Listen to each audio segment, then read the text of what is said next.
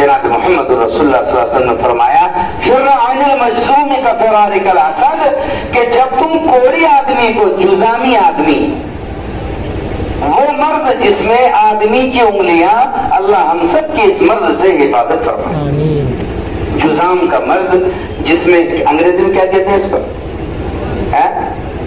لیپرسٹ، تو جس میں جو ہے آدمی کی انگلیاں جھڑ جھڑ کر کے گرتی ہے اور آدمی کے گوشت میں بلاسٹ جیسے ہوتے رہتے ہیں اور غبارے جیسے پھٹتے رہتے ہیں، خون بہتا رہتا ہے، اللہ ہم سب کی اس مرض سے حفاظت فرمائے۔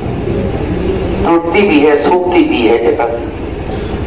مستدرک حاکم کی حدیث ہے، جناب محمد رسول اللہ صلی اللہ علیہ وسلم فرمایا اے ایمان والو، ہر انسان کے دماغ میں ایک جذام کی رگ ہے۔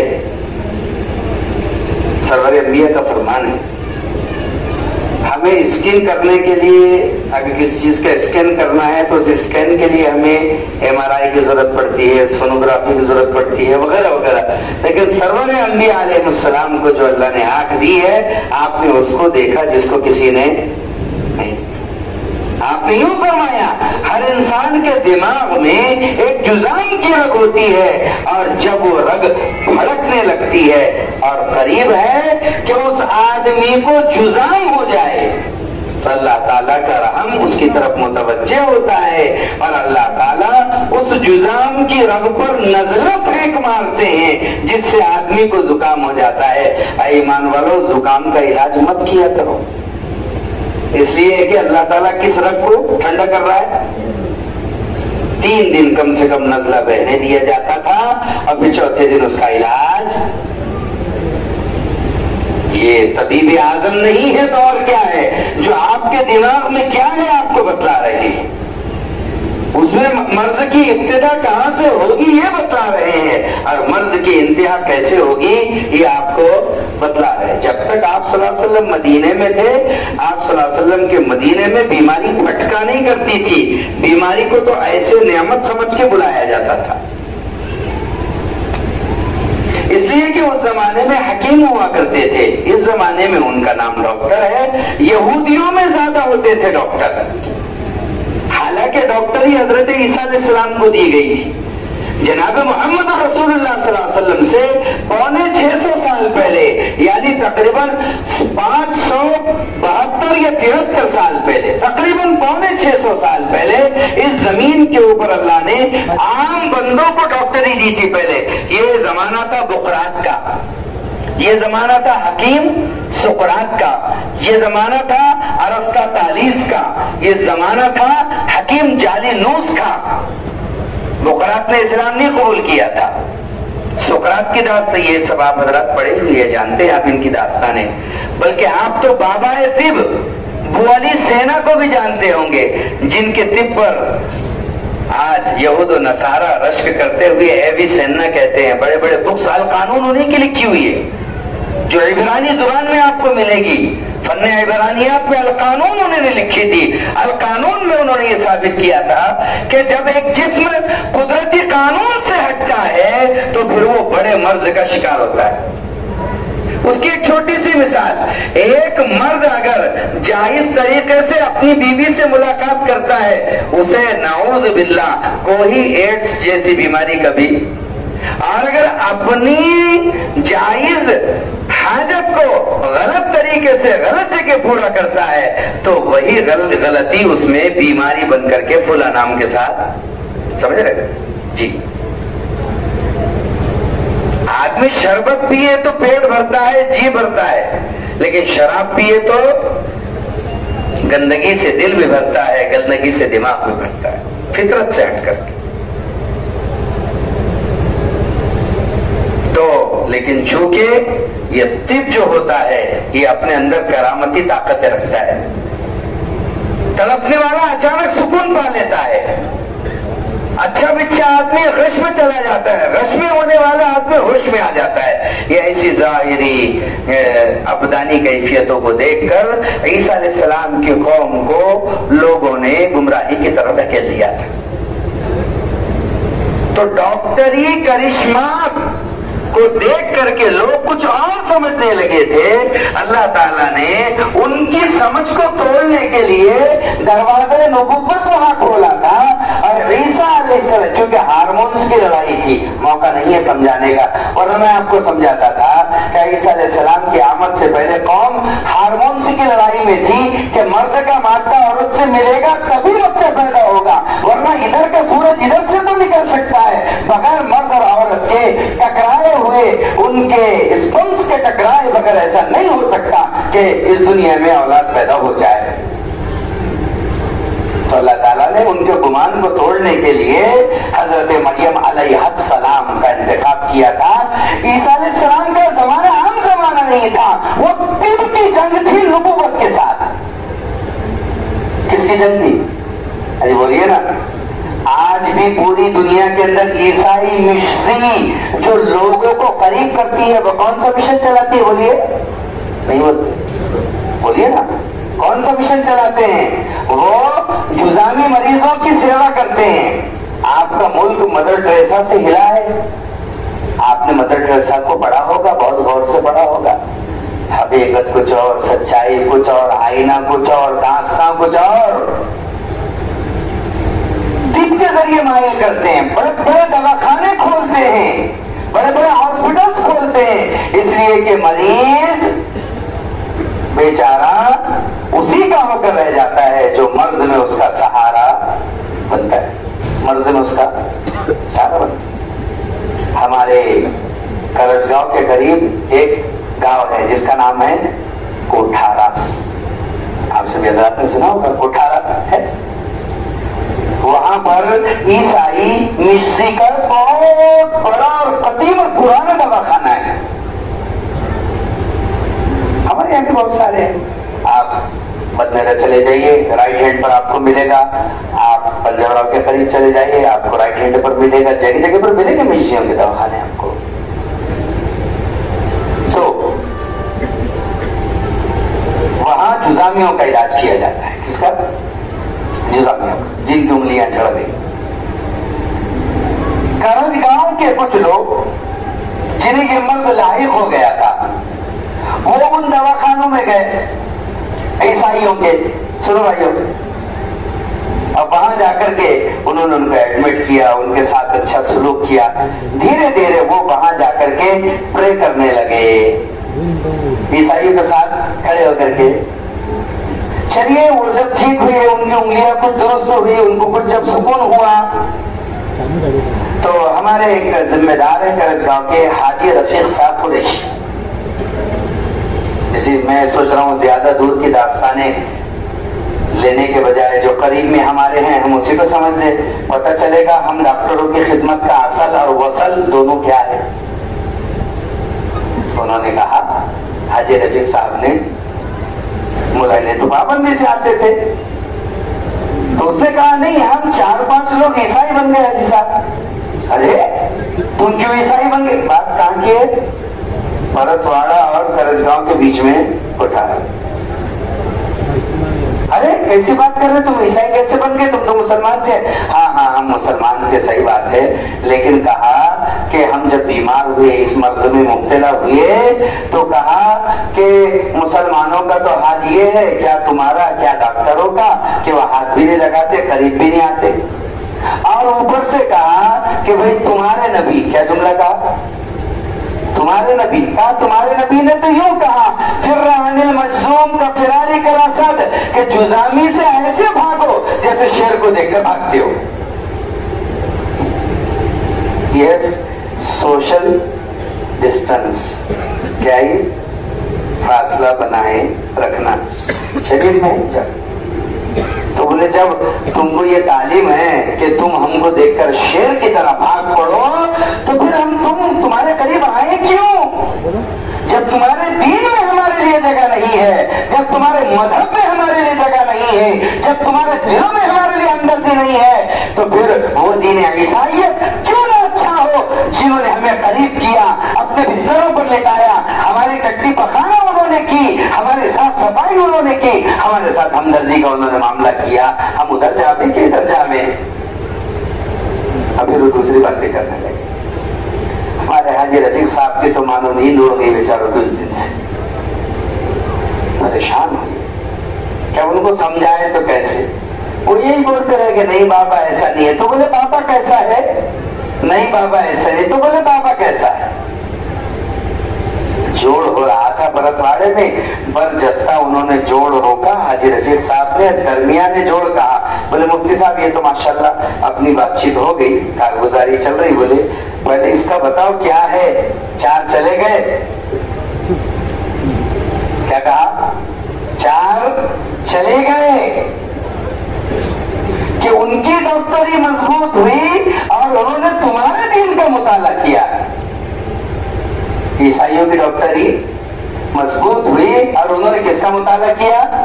تمہارے دین کا مطالعہ کیا اور صحاح ستہ کا مطالعہ کیا، اور تمہاری حدیث سے اس نے کس کا شکار کیا؟ بولیے نا، تمہارے اپنوں کا شکار کیا، اور چار کو کھینچ کر کے لے کر کے گئے۔ تو بولے اس کا کیا؟ اللہ کی شان تھی، اللہ نے ذہن میں فوراً حدیث کے مقابلے میں حدیث ڈالی۔ میں نے کہا حاجی صاحب ان سے ضرور ملیے گا، اگر نوبت سمجھانے کی آئی تو ہم سے کہیے گا، ہم چل کر کے ہمارے ان بھائیوں سے ملنے ضرور تیار ہے جنہیں اسلام کی چھوی غلط انداز میں سکھائی گئی ہے۔ کہا انہوں نے تمہیں یہ حدیث تو سنا دی کہ تم جزامی سے ایسے بھاگو جیسے تم شیر کو دیکھ کر کے بھاگتے ہو، یہ حدیث انہوں نے کیوں نہیں سنائی کہ جناب محمد رسول اللہ صلی اللہ علیہ وسلم دسترخوان مسجد میں لگا ہوا تھا، آپ صلی اللہ علیہ وسلم بھوکے تھے اور سرید کا پیالہ لایا گیا، دوسرا اور کوئی کھانا نہیں تھا کہ گوشت کی بوٹیاں تھی اور اس میں روٹیاں جو کی پڑی ہوئی تھی، پتلے پتلے سالن میں وہ شوربے میں روٹیاں پڑی ہوئی تھی، آپ کے لیے وہ لایا گیا، دسترخوان بچھا تھا، آپ نے بسم اللہ کہہ کر کے لقمہ اٹھانا ہی چاہا تھا کہ وہاں صحابہ کھڑے تھے تو ایک جزامی گزرا اور اس نے آپ صلی اللہ علیہ وسلم کو سلام کیا، آپ نے اس کے سلام کا جواب دیا، تو صحابہ اکرام نے تعصب سے اس کو گھور کر دیکھا کہ جلدی ہٹو، تم کیا کر رہے ہو؟ سرور انبیاء کھانا کھانا چاہ رہے ہو، تم سامنے آ گئے، آپ صلی اللہ علیہ وسلم فرمایا ہٹو وہاں سے۔ آپ نے اس کو اپنے قریب بلایا، وہ ڈر کر پیچھے جا رہا ہے، آپ اسے قریب کر کے بلا رہے ہیں، جب وہ قریب آ گیا آپ نے اس کا سیدھا ہاتھ پکڑا، جھٹکے سے زمین پر وہ بٹھایا اور اپنے پیالے میں ہاتھ ڈال کر آپ نے کہا قل بسم اللہ وتوکل علی اللہ، اللہ کا نام لے کر کھانا شروع کر، اللہ پر بھروسہ کر۔ ڈاکٹری وہ بھی ہے، ڈاکٹری کہ ایمان کا اعلیٰ درجہ ہے، وہ ایمان کا ادنا درجہ ہے، اجازت اس کی بھی اجازت اس کی بھی،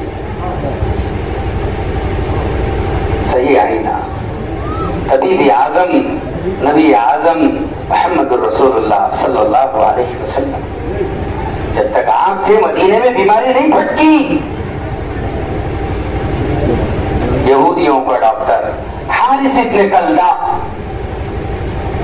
یہی اس زمانے میں عراق کے رہنے والے تھے، بہت مشہور حکیم، بہت مشہور ڈاکٹر، بلکہ ان کے ایمان تو غالباً وہ حضرت عثمان غنی یا عمر فاروق رضی اللہ عنہ کے زمانے میں لائے تھے، لیکن ایمان سے محبت انہیں مدینے میں رہ کر پیدا ہوئی تھی۔ کہاں ہوئی تھی؟ دیکھو ماحول مدینے میں رہ کر ہوئی تھی۔ کیوں ہوئی تھی؟ کیوں ہوئی تھی؟ کہ جب وہ مدینے میں آئے اور مدینے میں آ کر کے انہوں نے ٹینٹ لگایا،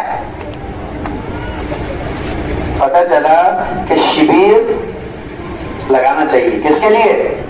مریضوں کے لیے۔ ڈاکٹروں کا کام ہے سال بھر میں ایک موقع ایسا نکالے کہ اس میں غربا اور مساکین کا علاج فری میں کرے، کرنا چاہیے، ان کا ٹیسٹ کرے، یہ کرے وہ کرے، جیسے آپ لوگ کرتے رہتے ماشاءاللہ۔ تو انہوں نے ٹینٹ لگایا وہاں کہ اعلان ہوا عراق کے مشہور حکیم مدینہ آئے ہوئے ہیں اور وہ لوگوں کا علاج کریں گے۔ یہ 90 دن طلوع ہو رہا تھا مدینے میں حارث ابن کلدہ کو، لیکن کوئی مریض اور کوئی پیشنٹ آپ کے پاس آنے کے لیے تیار نہیں تھا۔ حارث ابن کلدہ نے ایک صحابی کو پکڑا، حل المسلمون لا یمرضون، کیا مسلمان مریض نہیں ہوتے تمہارے ہیں؟ میں دیکھ رہا ہوں اتنے دن سے آ کر کے ٹھہرا ہوں، کوئی ایک مریض تک نہیں آیا، کیا مسلمان بیمار نہیں ہوتے؟ انہوں نے کہا نہیں بیمار تو نہیں ہوتے۔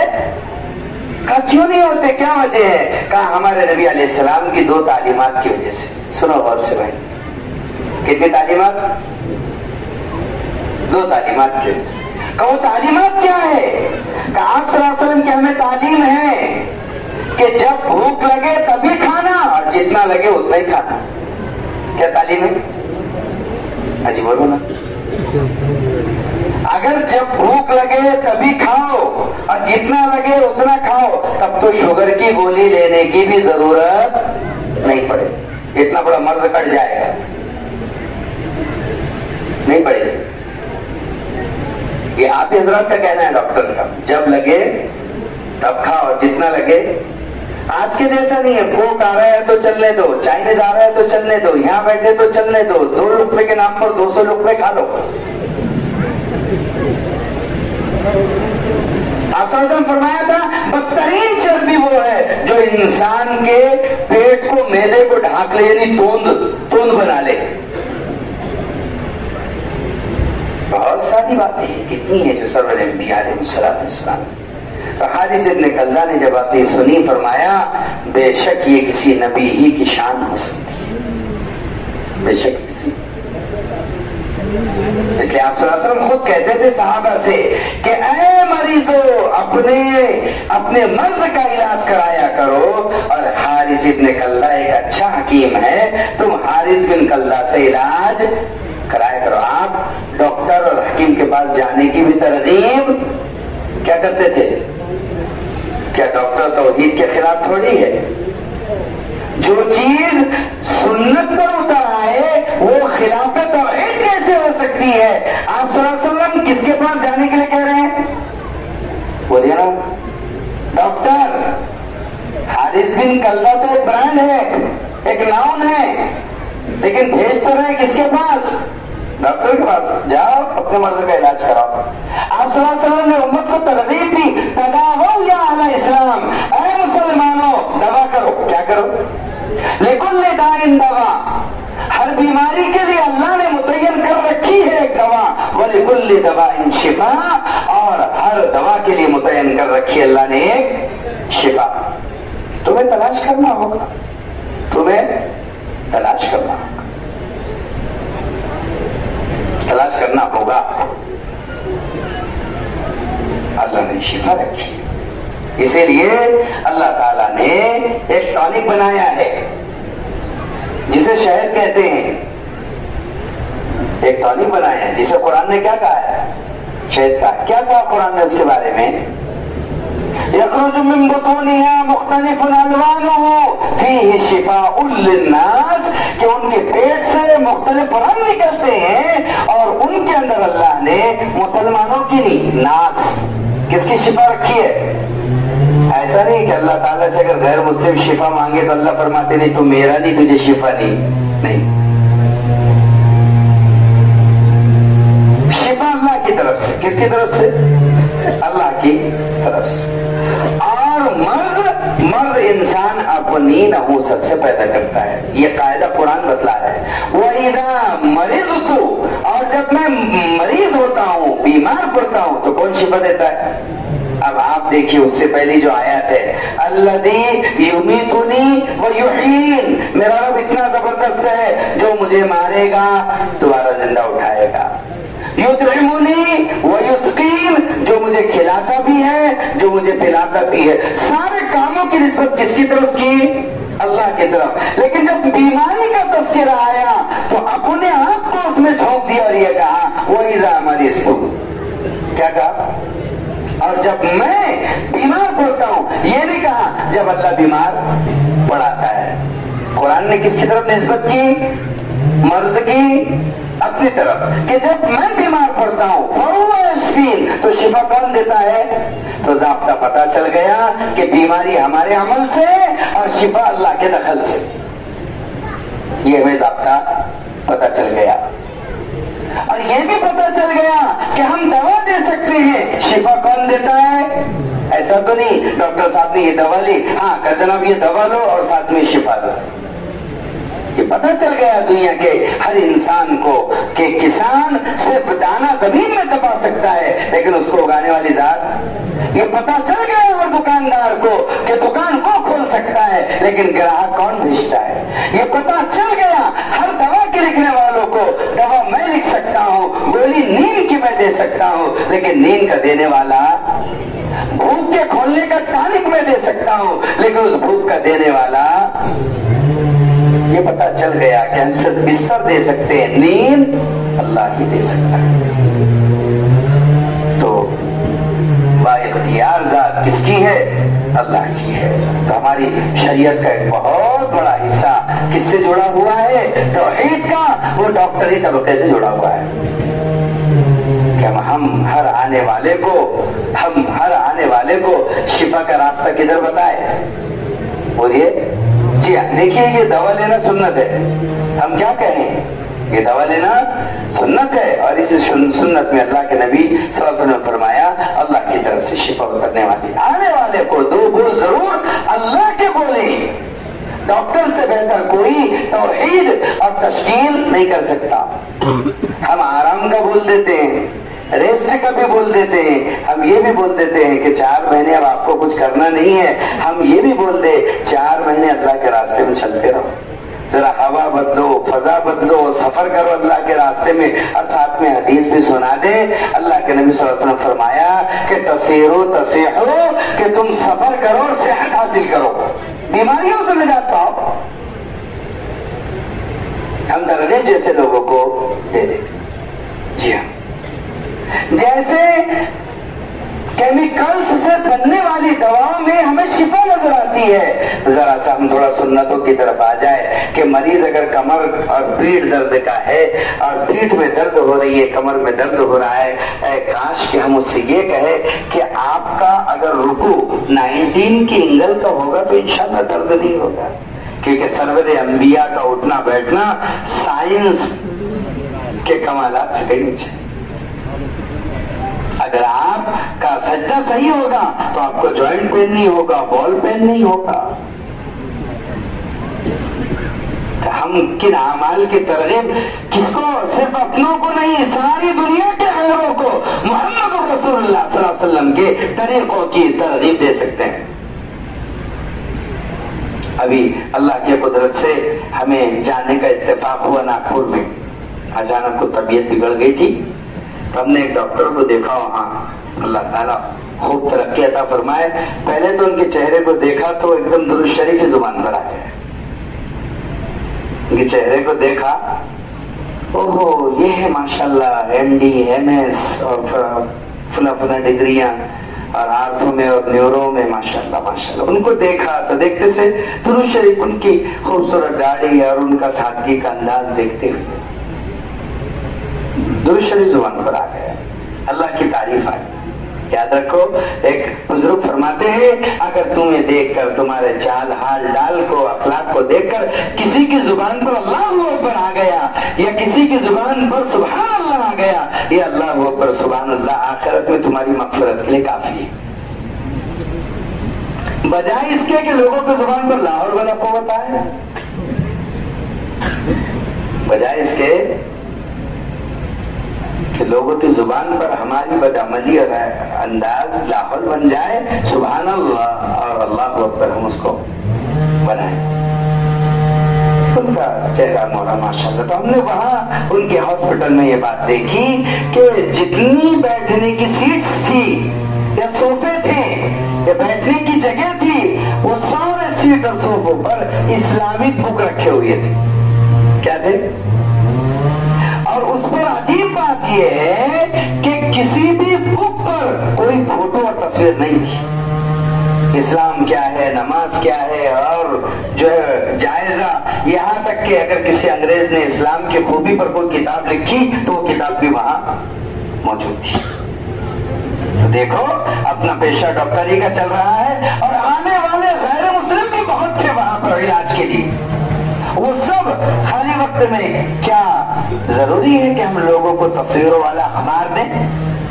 ضروری ہے؟ میں ایک مسلمان ڈاکٹر ہوں, میں محمدی پہلے ہوں اور سب کچھ بعد میں ہوں. میری ذات سے امت امت کو پہلے ہدایت ملے گی، پہلے ہدایت ملے گی۔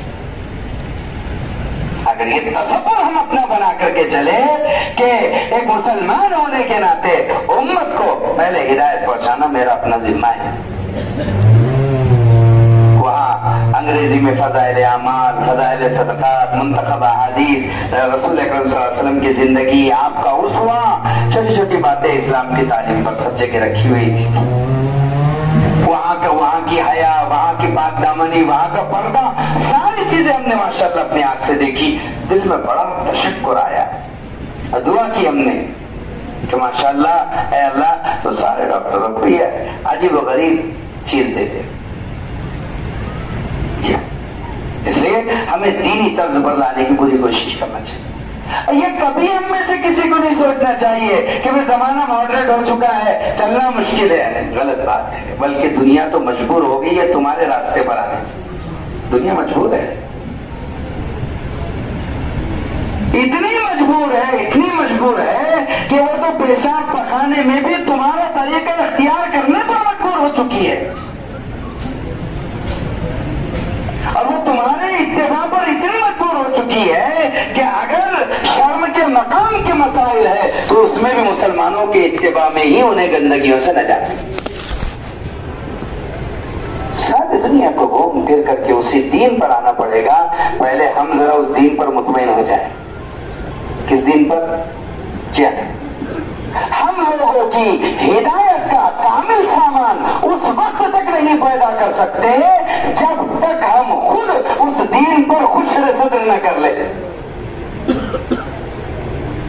میری یہ نادانی ہے کہ میں اگر 4 میں چلا جاؤں تو 4 کا یار ہو جاؤں، نہیں، ایک مومن مسلم 4 کو اکیلا اپنا یار بنا لیتا ہے، خود کو 4 کے حوالے نہیں کرتا۔ دنیا ہمیں بدل دے، یہ کیسے ہو گیا؟ ہم تو دنیا کو بدلنے کے لیے آئے تھے، رسول اللہ صلی اللہ علیہ وسلم کے طریقے میں سارے کائنات کی نجات تھی، ہے اور قیامت کے آنے والی صبح تک باقی رہے گی، باقی رہے گی۔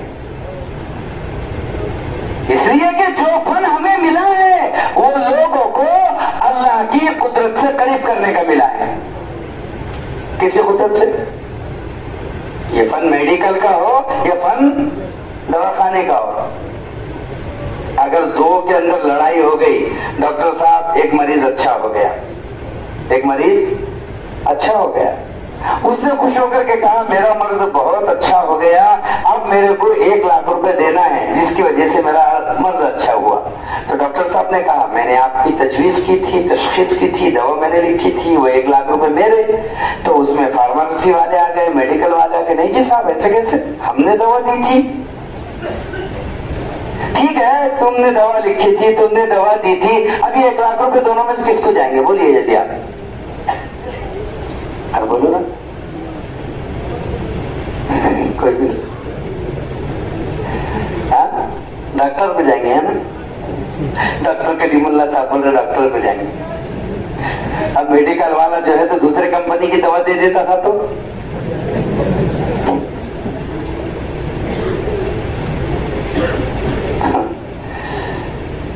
جھگڑا چل رہا تھا، ایک مولوی صاحب آ گئے وہاں پر میرے جیسے، پوچھے کہ بھائی یہ پیسے کس کو جائیں گے؟ تو ڈاکٹر کریم اللہ صاحب بولے میرے کو جائیں گے۔ اچھا ٹھیک۔ اب میں نے ساجد صاحب سے پوچھا کہ کس کو جائیں گے؟ بولے نہیں ہم کو جائیں گے۔ مول صاحب بولے بھائی نہ تم کو جائیں گے نہ ان کو جائیں گے۔ بولے پھر کس کو جائیں گے؟ تو بولے یہ مسجد کو جائیں گے۔ بولے کیوں؟ بولے تم نے کوشش کی، شفا کس نے دی؟ اور تمہاری کوشش پر اللہ تمہیں خوب اجر دے گا۔ کیا دے گا؟ خوب اجر دے گا، خوب اجر دے گا۔ اس لیے کہ یہ مسیحائی ہے، یہ رہبری ہے، اس شوقوں سے تم لوگوں کو اللہ کی امید کے قریب کرو، لوگوں کے دردوں کا دکھوں کا نوارن کرو، اور ساتھ میں 2 لفظ بول دیا کرو اللہ پر بھروسہ رکھو، اللہ شفا دینے والا ہے۔ اللہ سے مانگتے رہو، صدقہ دیتے رہو، غریبوں کے کام آتے رہو، اللہ کے راستے میں چلتے رہو، دین کی نصرت میں قدم بڑھاتے رہو، سمجھاتے رہو۔ توحید کا شعبہ ہی ہے، توحید کا شعبہ ہے۔ اس لیے کہ اللہ تعالیٰ نے یہ فن تو بہت سو کو دیا، ہمارا کوئی کمال نہیں ہے کہ فن ہم کو مل گیا، فن تو کیسے پیسوں کو ملا؟ انسان جو پیدائشی پیدا ہوا ہے وہ غافل ہے، غافل۔ کیا ہے بھائی؟ انسان پیدائشی غافل ہے، جاہل ہے۔ اور انسان کے مقابلے میں ایک جانور جو اللہ نے پیدا کیا ہے وہ پیدائشی جانکار ہے، پیدائشی، تھوڑی دیر کے لیے لفظ بول رہا ہوں، عالم ہے۔ کیا ہے؟ ایک گھر میں بچہ پیدا ہوا، اسے بھوک لگی، اس نے رونا شروع کیا، تو ماں نے کیا کیا؟ اپنے سینے کے قریب کیا، بچہ نہیں سمجھ رہا ہے، تو ماں کو غذا کا مقام اپنے ہاتھوں میں لے کر اس کے منہ میں دینا پڑا، تب کہیں جا کر کے اس نے اپنا رزق حاصل کیا۔ اس کو تو یہ بھی معلوم نہیں ہے کہ رزق کا مقام کہاں ہے، دور کسی جنگل میں، کسی کھیت میں، کسی درخت کی چھاؤں کے نیچے ایک ہرنی نے اپنا بچہ ابھی اپنے پیٹ کے باہر کیا ہے، کون وہاں نال کاٹنے والا؟ ایک نیل گائے نے ایک بچہ اپنے جسم کے پیٹ کے باہر کیا ہے۔ وہ دھوپ کی تمازت، وہ دھوپ کی شدت کہ ہرنی کا بچہ لڑ کھڑا تھی، ٹانگوں پر کھڑا ہوا، ذرا سختی، ذرا جان آئی، ماں وہاں کھڑی ہے، اب اسے بھوک لگی، یہ دوڑتا ہوا بچہ گیا، سیدھے ماں کے دودھ کے تھن پر منہ مارا۔ اسے کسی نے بتایا کہ تیرا رزق یہاں پر چھپا ہے؟ سوائے اللہ کے اور کون ہے جو ان کی تربیت کر رہا ہے، ان کے دل دماغ میں الہام کر رہا ہے، علم ڈال رہا ہے کہ رزق کہاں ہے؟ تو ہمارے مقابلے میں وہ زیادہ سمجھدار ہے کہ ہم ہیں؟ ہمارا تو یار ہے، جتنا زیادہ چاہنے والے نے لیا اتنا زیادہ اسے گندا کر دیں گے ہم، چائے پیشاب سے، چائے پکانے سے۔ ہمارے پاس شعور نہیں ہے، اس کے پاس شعور ہے، وہ بے شعور نہیں، وہ بے شعور نہیں ہے، نظام قدرت ہے۔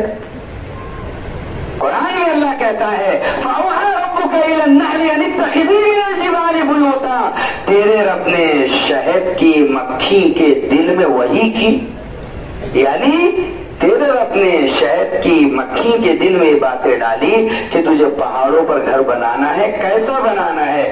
آنے کا راستہ اور جانے کا راستہ اور، انڈے دینے کا مقام اور، بچے سینے کا مقام اور، شہد جمع کرنے کا مقام اور، اس کی ساری محنتوں سے شفا آپ کے لیے، ایسا ہنی تیار ہو رہا ہے۔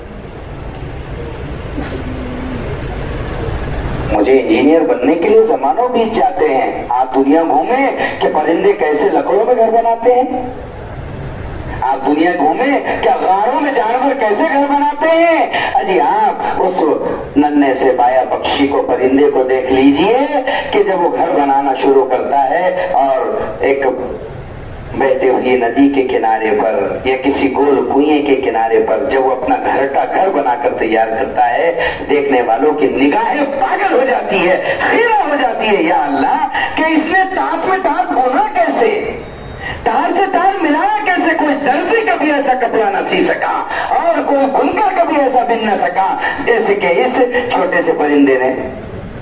کیا ہے؟ کس نے سکھایا؟ تعلیم دینے والی ذات کس کی ہے؟ اللہ کی ہے۔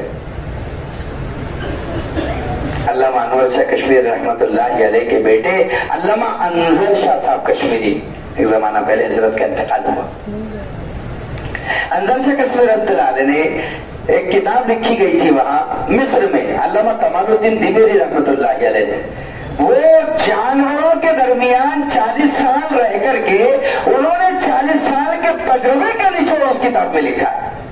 جب وہ ہندوستان میں اردو میں اس کا ترجمہ ہوا تو اس ترجمے کے اوپر مقدمہ علامہ انظر شاہ کشمیری یعنی انور شاہ کشمیری رحمت اللہ علیہ کے فرزند بندے لکھا تو اس میں انہوں نے یہ چیز درج کی اور کہا کہ میرے والد محترم انور شاہ کشمیری رحمۃ اللہ علیہ اور دارالعلوم دیوبند کے محترم قاری طیب صاحب رحمۃ اللہ علیہ،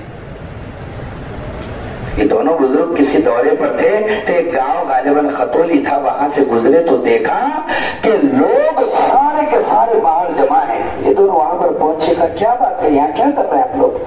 تو انہوں نے کہا کہ بندروں کے ہڑکم سے ہم سب پریشان ہیں، بندروں نے ہڑکم مچا رکھا ہے۔ کیا ہڑکم مچا رکھا ہے بندروں نے؟ کہا وہ گھروں میں آتے ہیں، روٹیاں اٹھا کر لے جاتے ہیں، عورتوں کو تکلیف دیتے ہیں، کپڑے پھاڑ دیتے ہیں، سوکھتے کپڑے اٹھا کر لے جاتے ہیں، سوکھتی ہوئی مرچیاں لے کر چلے جاتے ہیں، بہت تکلیف ہے۔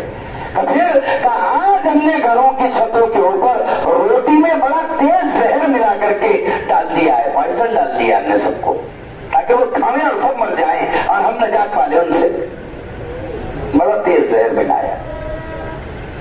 بس باتیں چلی رہی تھی کہ جنگل سے وہ بندروں کا گروہ کودتا ہوا، بھاگتا ہوا، دوڑتا ہوا گھروں کی چھتوں پر آ گیا اور تیزی اور اجرت میں کودنے لگے، چیخنے لگے۔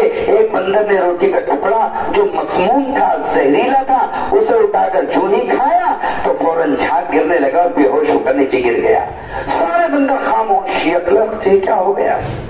سب آئے، منہ سونگا، کچھ سمجھ میں نہیں آ رہا ہے، اس کو ہلا ڈولا رہے ہیں، وہ ہلتا نہیں۔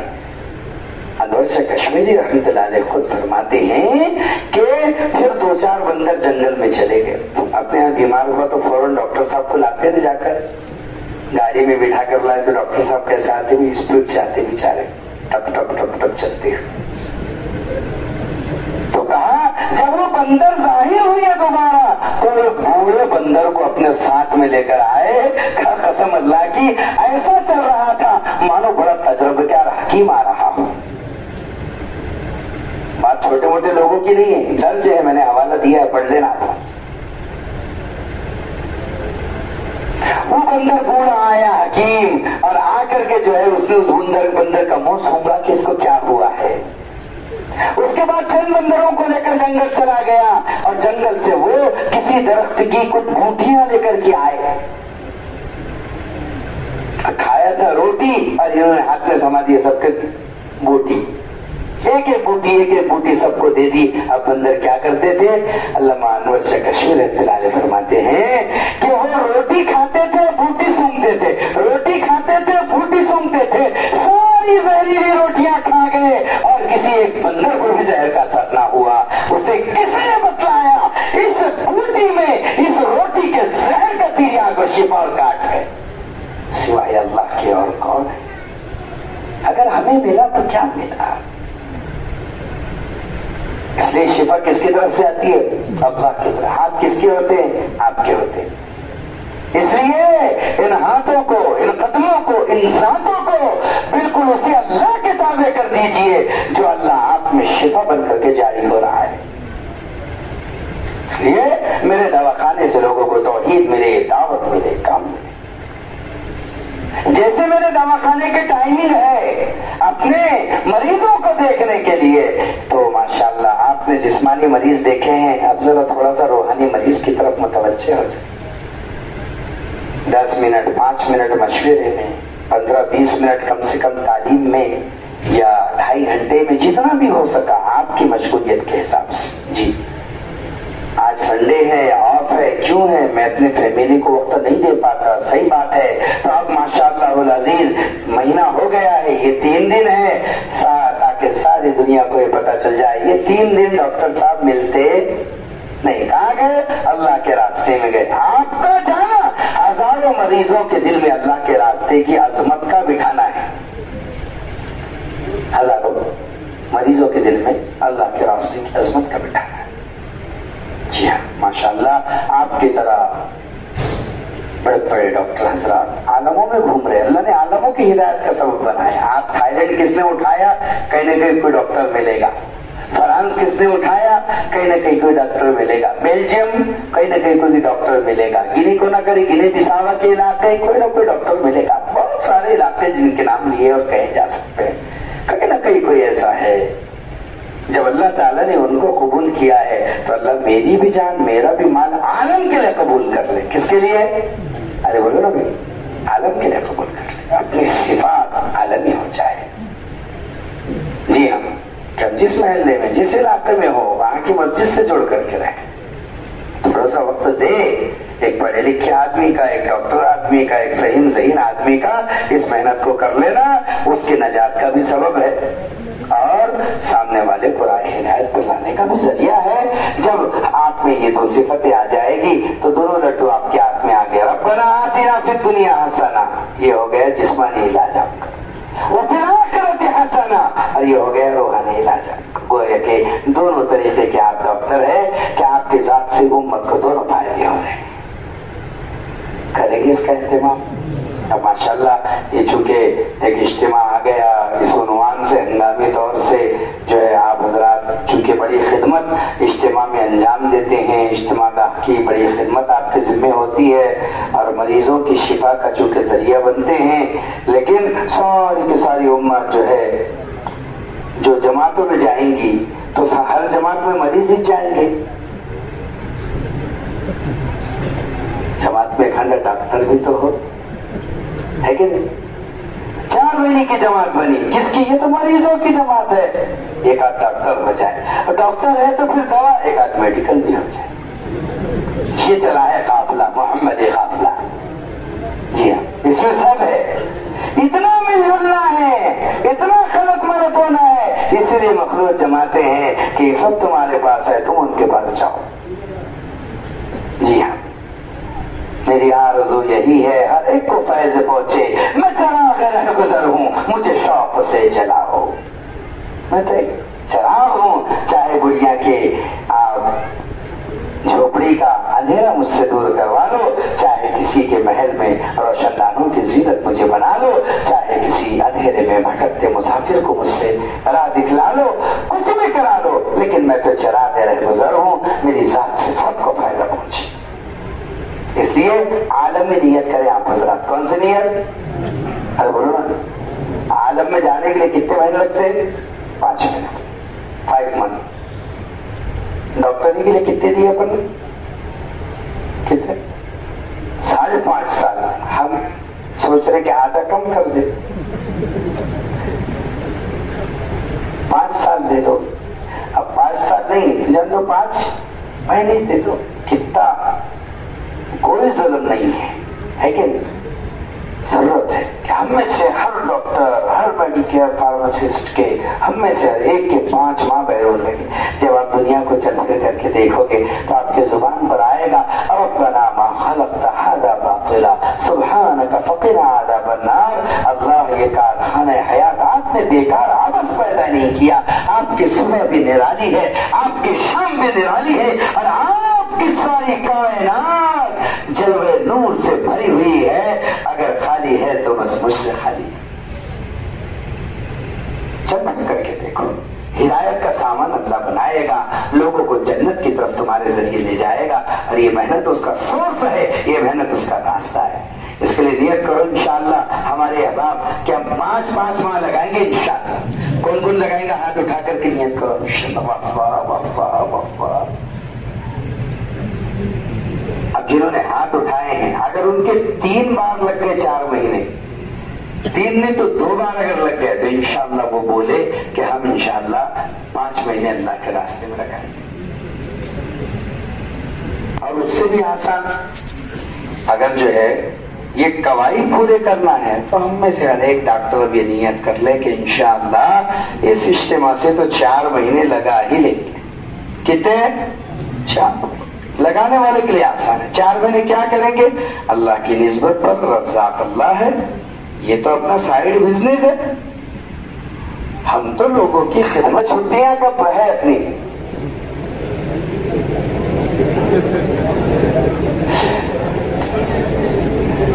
چھٹی اس کو نہ ملی جس نے سبق یاد کیا. تو بولے پھر اس کے لیے ہمت کر کے انشاءاللہ آپ کی جو ترتیب ہے جو اجتماع میں کام کی وہ تو بتائیں گے انشاءاللہ قاضی صاحب ترتیب سے کہ کیسے کریں گے کیا کریں گے. لیکن یہ بتائیں کہ اس اجتماع سے 4 مہینے انشاءاللہ کون تیار ہے؟ ہے سب کو سوچنا کیا ہے. ہماری محنت ہی اسی کی ہے کہ ہمارا لگ جائے، ہمارے اجتماع کی کامیابی، ہمارا خروج ہے، ہمارا نکلنا ہے.